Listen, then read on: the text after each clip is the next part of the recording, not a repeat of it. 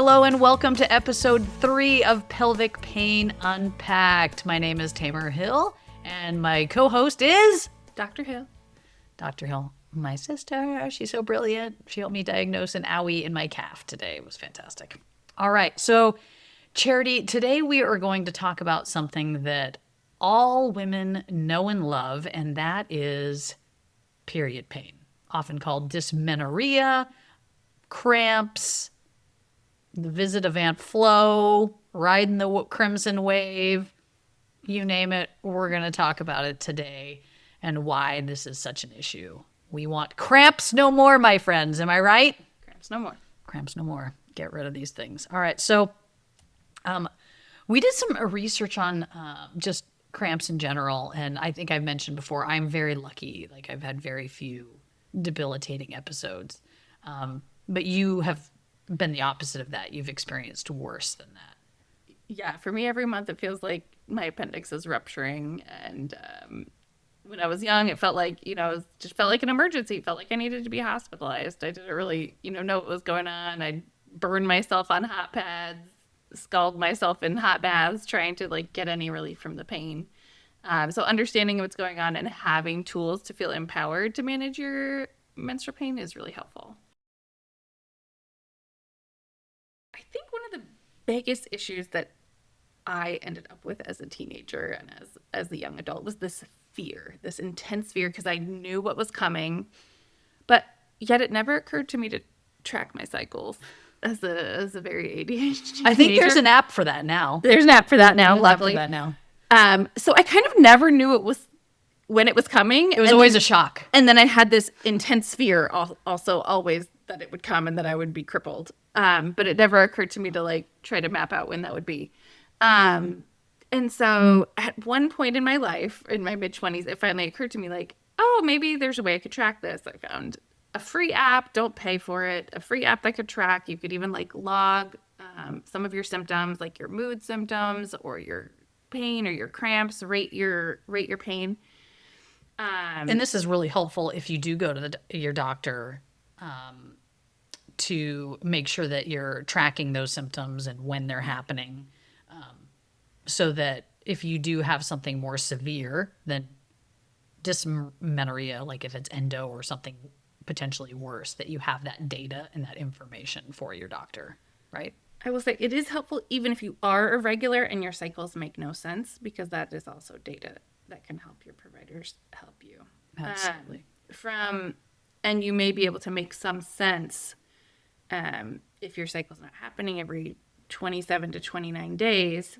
You may be able to find a trend of other symptoms that are happening in the days before your period will come, which will give you a little bit of control. The other super important part about tracking is at one point I realized, the quicker I take medication right before my period starts, the less severe my pain is.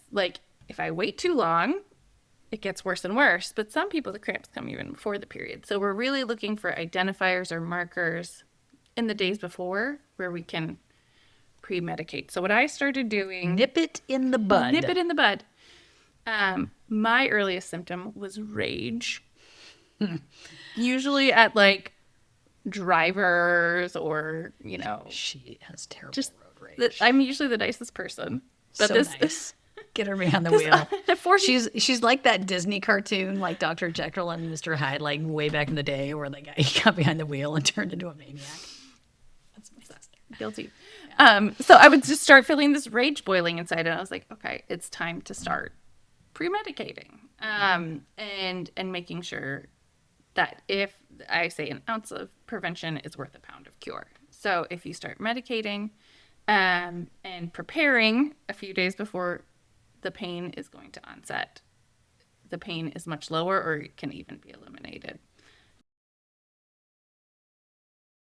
Let's say you get on birth control, you're not seeing a decrease in pain. And I should say, before anyone usually goes to their doctor about painful periods, they're probably taking Advil, Aleve, Midol, Tylenol, any NSAIDs. Oh my gosh, did I say that right? NSAIDs. Yeah. NSAIDs. Okay. NSAIDs, which are basically not over-the-counter drugs. Yeah. Or over-the-counter non-Tylenol. Non-Tylenol with codeine or just non-Tylenol. Okay. And so if that doesn't work, then they're probably going. And are there risks to those NSAIDs? I myself gave myself an ulcer with NSAIDs trying to manage my periods. So there That are is very risks. common, especially with ibuprofen. It can cause a significant amount of gastrointestinal distress, heartburn, ulcers. That being said, they can be effective. I would say when used properly, I would say, again, orally is better as far as their effectiveness. But a lot of times that effectiveness is just limited. And people are still in a desperate amount of pain and ending up with, second degree burns from their heating pads like I did. Which is it's just a shame, really. Yeah.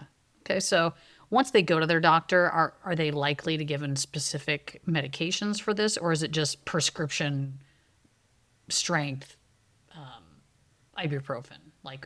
Or are they going to narcotics? Are they going to anything kind of higher powered? Some do go to narcotics, and they do treat pain initially, but it doesn't really do anything to stop the cycle. Most are pretty short acting, so they're only going to work for a few hours. And unfortunately, I have seen it lead to tolerance or dependence or addiction. So it's just something that people are always very wary of using now, given the state of America and the opioid epidemic. Some were having to go to emergency rooms and get opioids because of just the desperate level of the pain. But then you kind of almost get labeled as like a drug seeker or, that crazy girl with pelvic pain, which again is a shame because this pain is real and intense and it does create this really intense fear response because you know how bad it's going to be and you know how hard it is to get help. So those are all things that we're trying to empower and decrease that fear response and give tools so that things don't escalate to that point.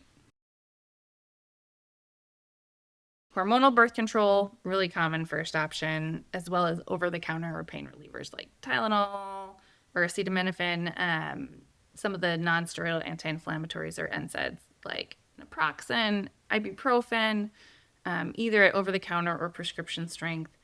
Opioids, again, not a great option, but it's one that we got to list. And then there's what I call the modalities, meaning the things that we do to distract ourselves from pain, like heat, ice, hot baths, TENS units, which are like these electrical pads you can stick on your skin to give you muscle creams or rubs, which I learned the hard way not to put menthol ones on your belly before you put on a sweaty heat pad. Drip, drip, drip. Oh, you don't want menthol in your hoo-ha. No. Big error of desperation. For those who have put menthol in your vagina, maybe you can make a comment. Was this a good idea or a bad idea? I was like, I put it on my abdomen. Never mind. Gravity is evil in so many ways. Tracking cycle and empowering early medication of those over-the-counters and things like that. And you're still in pain. So where do we go now? Pelvic floor physical therapy, super helpful with the muscles of the skeletal muscles, but they can't stop your uterus contracting in that moment. I do think it does decrease some of the escalation of the skeletal tissue around, but absolutely, especially if you had adenomyosis, that uterus is still going to be angry. So I was first introduced to the idea of CBD suppositories for painful periods at the International Pelvic Pain Society meeting in, I believe it was 2015. And so there was a researcher who had found that the cervix, of all places, is covered in receptors for the endocannabinoid system. Absolutely. Why is it there? Why? No One clue. might ask. So he was like, oh, it has all these receptors. So if we put cannabis products right next to the cervix, it should reduce pain. So he did a study on CBD suppositories for menstrual pain. Significant relief. It showed drastic relief in these symptoms, in pain during period, in the drop in productivity and lost days of work and school, and improved quality of life. And I was like, okay, now where do I get these? 2016 was a little trickier to get these things, especially in a suppository format. I do remember him saying, the closer to the cervix, the better. which makes sense because that's where these receptors are that get you into the uterus smooth muscle. Yeah. And so over the years, I'm still like, where do I get these? Where do I get these? I really How want does these. one obtain pot that I Yes. can put in vaginas? Yes. Right? Uh, We don't call it pot. We call it hemp. hemp. Because we're not trying to get So high. luckily, a few years later, my sister started a CBD company. And our brother actually also worked in the CBD space before it became legalized. So they were he was kind of with some of the front runner companies and was involved with the CBD